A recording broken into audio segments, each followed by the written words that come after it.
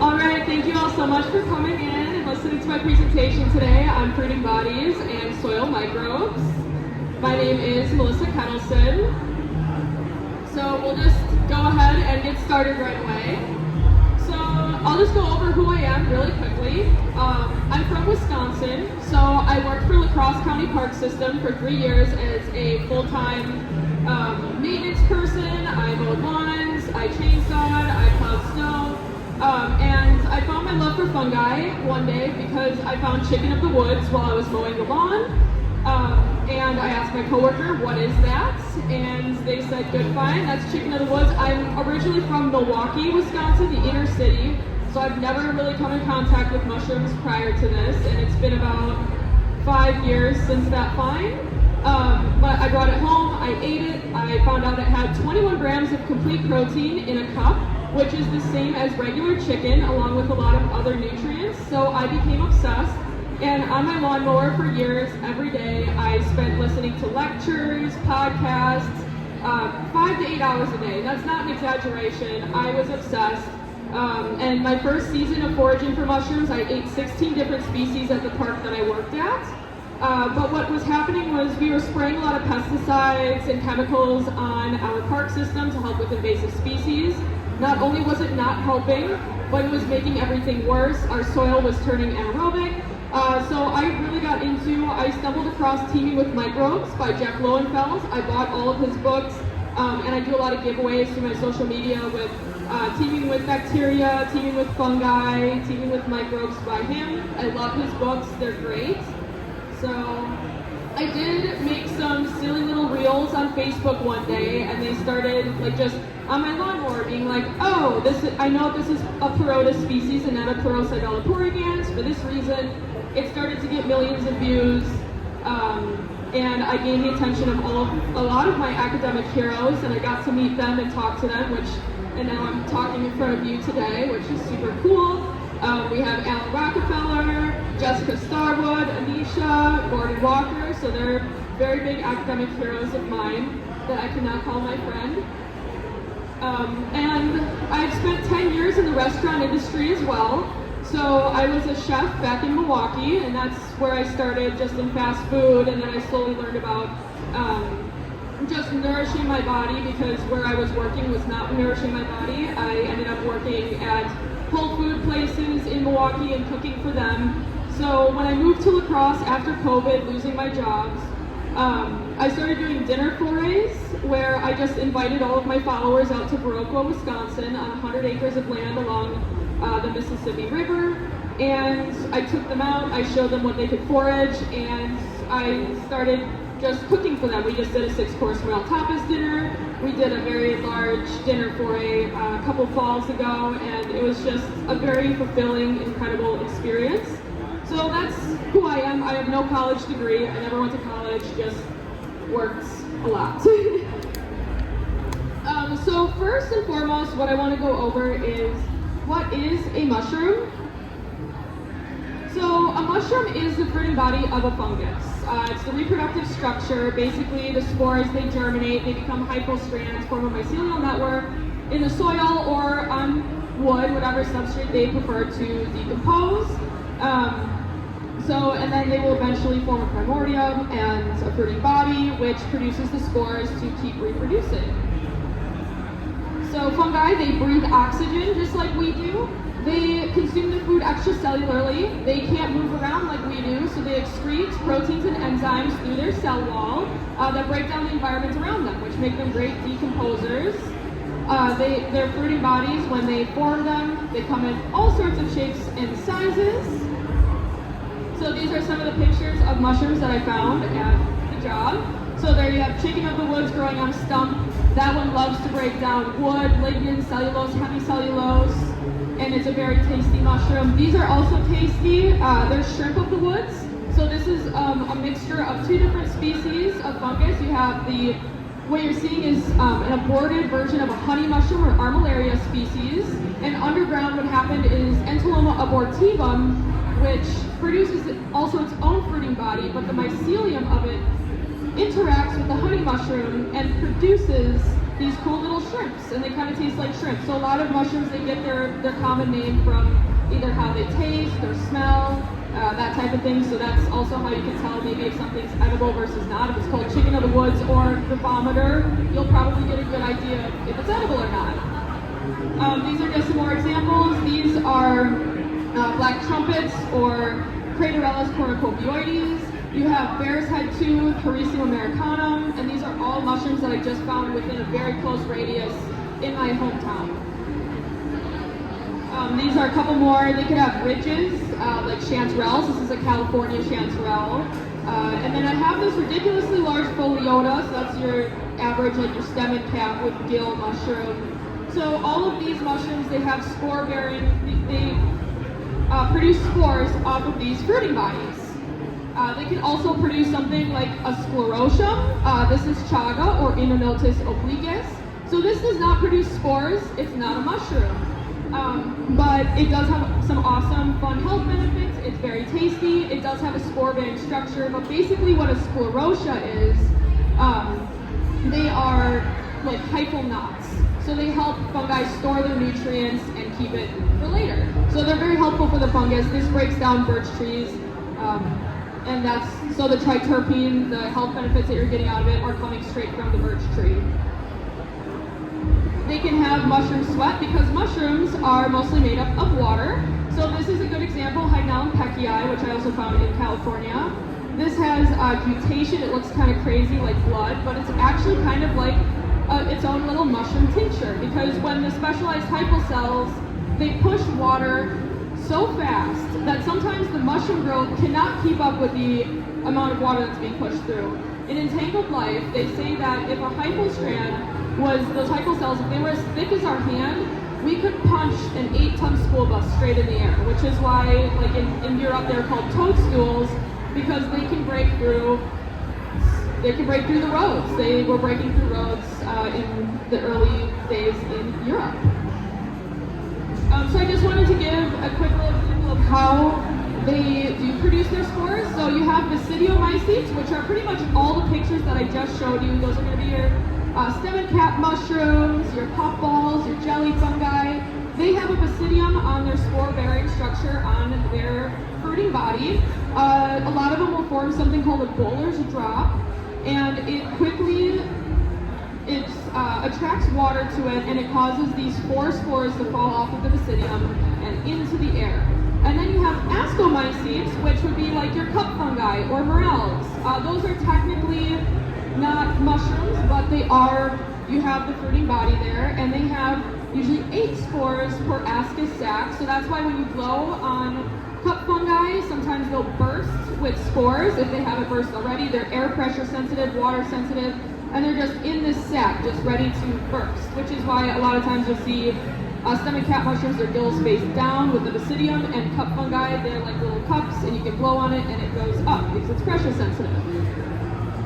So, but today I wanted to get into more phyla fungi because not all fungi produce mushrooms.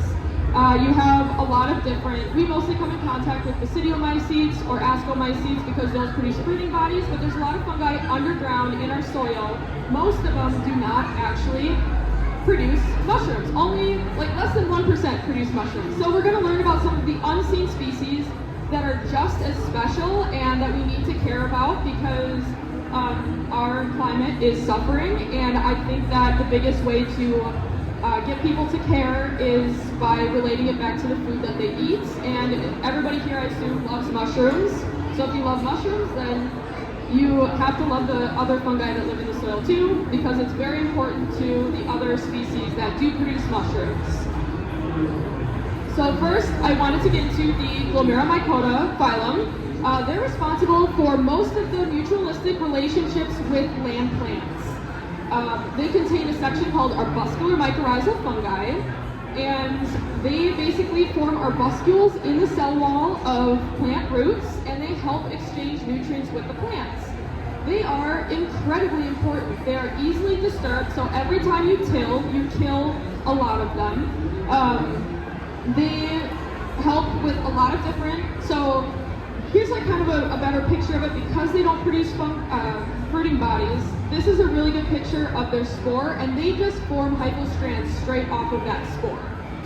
So this is kind of an example of like a plant root here. I found a really good picture of this on Reddit, and it's trading the exudates that the plant is producing from photosynthesis with the fungus, and in exchange, this fungus is giving the plant nutrients that it cannot receive without the fungus being there. So it's really able to get into the soil. We can't substitute those supplements with synthetic fertilizers or anything like that, but synthetic fertilizers do kill the relationship that these fungi have with their plant partners. So why should you care about a muscular mycorrhizal fungus? They help trade nutrients. They help provide the plant that it needs with the ability for stress resistance, whether that be high winds or a drought one year or even a flood. They help get right into the soil. They help keep the oxygen into the soil because you want an aerobic environment in your soil and in your garden. Because when you have an anaerobic environment, that's when you have pathogens, that's when you start seeing a lot of death in plants, that's when you see those weeds pop up that you don't really like. But another thing, so I know it's hard to see, but my Facebook here, my bio is Let's Glom Together and Explore Micromediation, a Microbial Connection. Glomalin is a protein that arbuscular mycorrhizal fungi excrete. It helps maintain soil structure, prevents erosion, and it can stay in the soil long after the fungus is dead and gone. It can hold carbon, so it's a really cool thing. So when we're going through a drought, if you have arbuscular mycorrhizal fungus, they will help keep the soil moist. So another thing I just wanted to go over, because dirt and soil are two different things. Dirt is that's silt, clay, pebbles, it's sand, but soil is alive. That's an entire microbial community under the ground. It's an ecosystem. Just like how we have a food chain above ground, there's a food chain below ground too, and it reaches all the way up to us. So this contains things unseen to the eye, such as bacteria, fungi, protozoa, nematodes, arthropods. You have and then it goes on to say insects, animals, so it affects the whole chain. Dr. Lynn Ingham is my biggest role model. She is the person that I'm shouting out today, basically, because she was considered the person that put the soil food web into school systems around the 1970s. And it's still pretty new news to a lot of people, but she's changing the perspective that we're having on the soil today. So the soil is alive. It'd be like if we took all of the bunnies out of the forest because we want more deer to hunt. It doesn't make sense. So what is the soil food web? The soil food web, it starts with, you have plants and organic matter. The organic matter needs to be broken down from the plants. The plants, they exudate, like we were talking about before, the nutrients that they get from photosynthesis. And then that attracts fungi, bacteria, nematodes. They come by and they go into the rhizosphere and they start eating those nutrients. Now that also attracts other predators like other nematodes, arthropods, that eat the fungi and bacteria and also further break down everything in the soil. So it's just like it's just a food chain, exactly what you would see above ground, but microscopic. And we need this to have a healthy ecosystem. So it all starts microscopic. So why should we care about it? It's important because we overuse pesticides, herbicides, and tilling.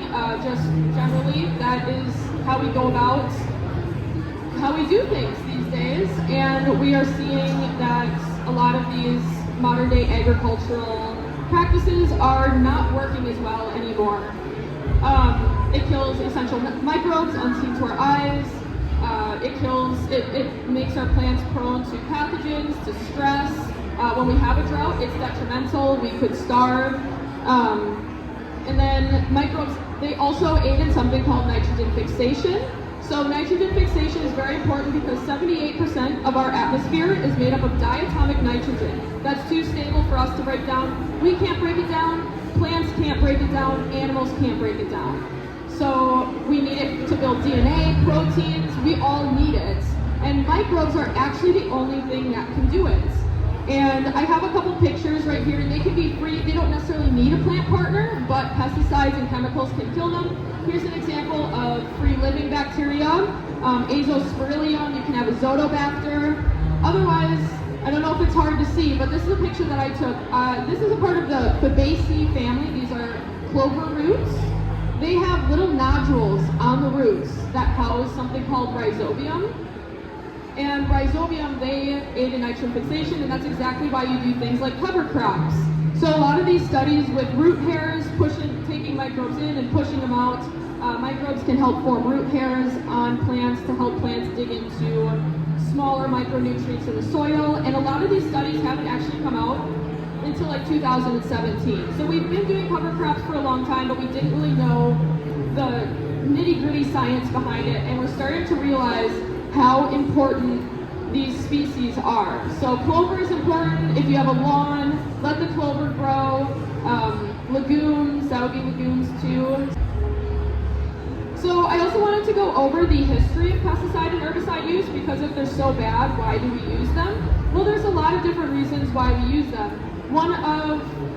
As with invasive species, if you know how bad those are, we've also spread a lot of pathogens, like over the oceans, such as Phytophthora infestans, which caused the Irish potato famine in 1845. Now, the Irish people were not treated very well. They were forced to farm in not great lands, a marshy area, and they were monocropping potatoes because that was the best crop to stop them from starving. However, monocropping leaves your soil open for pathogens, and then despite also just the bad farmland that they were using, Phytophthora was transported over the ocean, and it's a water mold, or an oomycete, and it killed a ton of people. We did find a solution because we realized that Phytophthora infestans did not like this copper sulfate blend that became commercialized, and that was kind of like one of the first recorded, more organic pesticide usage of, that helped grapes and helped keep those types of oomycetes off of their crops. But then when we get into the world wars, we're looking at a lot more chemical warfare. The world wars it was an era for chemists. We thought, if we just blew everything up, we can dominate the world, and the first person to do that wins. However, when we get to World War II, the bombing of Hiroshima and Nagasaki completely halted the war, and we had a mass production of chemicals still around. It halted it because we realized the devastation that this is really going to cause if we continue with the constant chemical warfare. However, we still had a lot of chemicals to use because we mass produced them all. And I could go over the whole historical thing, but that could be another many hours of presentation. So just to touch on the world wars, we had a lot of chemicals, and they were like, how can we make money off of them and capitalize on these chemicals? Well, we realized that when we put them on our farm and lands, that it kills everything that we don't want, because it kills literally everything. And with just slight modifications, you can even use them. I have this picture here of them spraying DDT at the pool, and kids are literally showering in it so that they don't have to deal with the mosquitoes or pests or anything. So a big reason for pesticides and herbicides is just a quick fix, a good way for people to make money, and it's just capitalizing on destroying the earth. And that's why we have to use more and more, because microbes, they don't just magically come back. Before Dr. Lane Ingham in the colleges, it was thought that if you did this to your land, that the microbes, they would just come back. They just come back. And she got so much guff for that, and it took her a lot of fighting to get the soil food web, which is why it's really important to continue to talk about it and spread her information. And the soil food web was talked about long before that in the 1920s, but was always shut down. But she really fought for this to be information for everybody to have available to them. But chemical warfare is not the only thing that we do that destroys the soil food web. So we transport pathogens, but we also transport invasive species. So I chose these photos very carefully as somebody from Wisconsin. Starlings, they're invasive everywhere. They take up natural resources that other native birds need because invasive species, they affect, like we said, the whole food chain. I added in these black locust trees specifically because of the park that I worked at. We put on so many chemicals that eventually, to get rid of them, but because they're native, but they became invasive because they're so good at surviving and taking over environments, such as your precious honey mushroom, which is delicious and really neat, but in an unbalanced ecosystem, honey mushrooms can kill a lot of trees. So I also, when I was mowing lawns, eventually I wasn't just mowing our invasive grass lawns, I was also just mowing a ton of black locust trees. But in this picture here, this is buckthorn, and I don't know what Oklahoma deals with, but we deal with a lot of buckthorn, and I'm from the driftless area. We've lost so much precious land and native species that I'm gonna try not to cry. But when you go out in the forest towards wintertime, you'll notice that everything's still green because they produce berries much longer than all of our native plants. They're also allelopathic. So they change the pH of the soil. When we're looking at the pH of the soil, bacteria, they love a higher pH, while fungi, they love a lower pH or an acidic soil. So when the buckthorn comes through, not only does it outshade all of the native species, trees love fungally dominated soils. And when these come through and they leach out chemicals and proteins that change the pH of the soil, they kill off all of the native fungi that the trees really rely on to help them with stress resistance, nutrient uptake, and then it kills a lot of the trees, outshades all the other plants that might be okay without the fungal partners, and then they're also cathartic. So birds, they go after these berries and they poop them out right away, spreading it everywhere. So that's just one of the invasive species that we deal with. We deal with garlic mustard, which is also allelopathic, and a lot of these plants, like buckthorn, is brought over by Europe because it makes a pretty hedge in your yard, and it's destroyed so many ecosystems. So when you have a yard and you want to make it pretty and have nice hedges for privacy from your neighbors, it's good to look into native species for this exact reason. So like your native dogwood is awesome for hedges instead of buckthorn. And then we're also dealing with a lot of invasive honeysuckle. We have a native honeysuckle, however, invasive species, what they're also really good at is growing really fast. And that's why people were like, let's plant these. They grow really fast. Our house will be prettier faster. But it ended up causing so much detriment to our ecosystems. So then I kind of wanted to go into monocropping a little bit. What does monocropping do? So when we have these big cornfields and we plow them down and it's just anaerobic soil for the whole season. You cause anaerobic soil, so you'll need more synthetic nutrients, you'll need more pesticides, you'll need more herbicides because weeds, pests, and pathogens love anaerobic soil. So if you don't have cover crops, your plants won't be able to handle stress, they'll be starving for organic nutrients. And then also, when you give them synthetic nutrients, you cut off that connection with the native microbes that give them the micronutrients that they need, like we're talking about, for stress and also just for the food that you eat. It affects the food and nutrients that we need. When you eat a red pepper from the store that is a monocrop, you are not getting the nutrients that you need because microbes, they're all over the plant. When plants exudate, they exudate through their roots, they exudate through their stems, their bark, their leaves. And when we're looking at in our gut microbiome, a lot of Americans were becoming very unhealthy because we don't have those micronutrients that we need. That has to do with our metabolism. That has to do with the way that we think, mental health. So we're like, okay, we got vitamin C, but we didn't get all of the other nutrients that we need as human beings because half of our cells are microbial. Like we need microbes and we need to consume them and we can't consume them through synthetic fertilizer. So, and it also, monocropping, it promotes deforestation and displacement of indigenous people. If you look at what they're doing to the rainforest right now, a lot of it's being burned down and destroyed for cattle farms. A lot of really, really unique species are being killed. they're becoming extinct, and we never even got to discover them, which is really sad. A lot of the tribes, the microbes, there's a tribe in the Amazon rainforest that they have the most diverse gut microbiome in the world. And so if you eat anything like fast food, you are promoting just fatty gut bacteria, and that's going to cause a lot more illness. Versus if you're eating vegetables that are grown using soil food web, you're going to have what you need to fight off those illnesses. So yeah, we ruin a lot of forests, we ruin a lot of ecosystems just through monocropping, so it's good to be aware of that. So, and then this goes a little bit with the monocropping, because less than 2% of our native prairies exist. And the reason why that's really important, so our native prairies are really good carbon sinks, and their roots go very, very deep. And when we're looking at burning down the Amazon rainforest, that used to be a carbon sink, but when you're burning the trees, it's releasing all of that carbon into the atmosphere where it's trapping heat, and there's nowhere for it to go.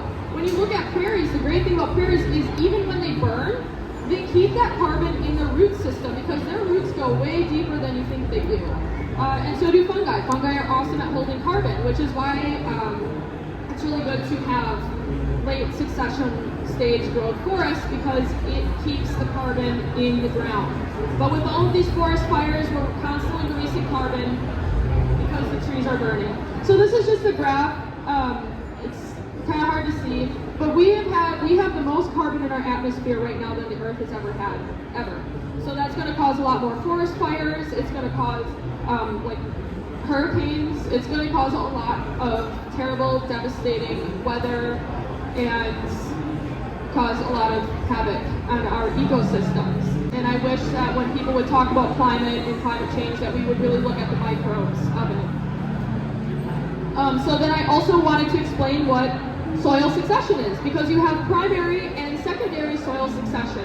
Primary is basically when you have just nothing, bare rock, not from anything that anybody did, but it's going to take hundreds of years. When you're looking at these forests here, that would be like your old growth forest, your redwood forest. And secondary succession is just, it doesn't necessarily have to be us, it could just be forest fire from, natural causes, but it doesn't take as long, and that's where we have a lot of hope here, because when you're looking at old growth forests, it's not just about planting a tree, it's going through the stages of regenerating your soil.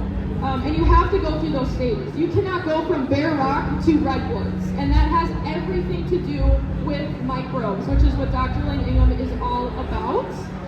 So when you're looking at these, like this, when you're foraging, and you're foraging in old growth forests, the reason why I wanted to bring this up too is because I get a lot of guff from being a forager, as a lot of people probably do. When you're picking mushrooms, that people are like, you're killing the fungus. You're not killing the fungus, especially not in an old growth forest, because it is a self-sustaining forest. We are meant to forage, we're meant to pick berries, we're meant to eat mushrooms. So yeah, when you're picking mushrooms out of a succession of lands that is struggling, yeah, it could, it's from other reasons, but when you're picking mushrooms from a healthy forest, they will continue to regrow because there's plenty of food in the soil for that fungus to regrow and regenerate. And that's exactly what our role is. That's how we connect to the environment. So foraging, that's why I'm very passionate about foraging, because it helps us connect, it helps us connect to nature, and it keeps our bodies healthy. So that's why we need our old growth forests. So what can we do? We can change our perspectives and educate ourselves. These are great books. So that's Jeff Lowenfels. He's holding his books, Teaming with Microbes, Teaming with Fungi, Teaming with Bacteria. Please read those books. What I love about Jeff Lowenfels is he takes Dr. Lane Ingham's ideas and he simplifies them down. Because like I said, I didn't go to college. So I had to read through all of his books first before I could even understand anything else. And that's why I'm also really grateful for any creators that are here that I've met through these festivals that I've been listening to, because anybody that has podcasts, if you have information, just put it out there. If you want to make reels, put it out there, because it really helps people understand, so a college textbook isn't just being thrown at you. For the Love of Soil is an excellent book. There's a lot of awesome books. Dr. Lane Ingham, she has her own class, but her students, you can view all of their presentations on YouTube for free. And her students have excellent presentations, and you can even join Facebook groups. I I've traveled 2 hours just for a day just to make compost with her recipe, and we looked under the microscope, and it made me cry. It was very beautiful. Everything under there is just, it's moving, they're all different shapes, the ciliates are like running around, nematodes eating everything. It's awesome. I would highly suggest it if you can get, a lot of people that have land that are doing this, they would be so down to let you come on their land and help them make compost, because it also is a lot of hard work. So if you give them hard work, they'll let you look under their microscope. So that was my presentation. I'm really honored to have a chance to speak about this with you, because this is something that I am incredibly passionate about. You can follow me. I have a Facebook or Instagram. If you have any pictures or anything that you want to share, if you want more information, you can totally contact me there. But this has been an honor, and thank you all so much for coming and listening to me talking about fungi and soil microbes. Thank you. Do we have any questions from the audience? Could you tell me what the rhizosphere is? Oh yeah, the rhizosphere is right outside. It's that layer between the roots and the soil. So a lot goes on in the rhizosphere with bacteria and fungi. That's kind of where where all the action happens, where the exudating happens, where everything is eating, and yeah, it's that sphere. It's kind of like the boundary layer when you're looking at how moss grows between the ground and the air. It's just a very, very thin layer of the root system.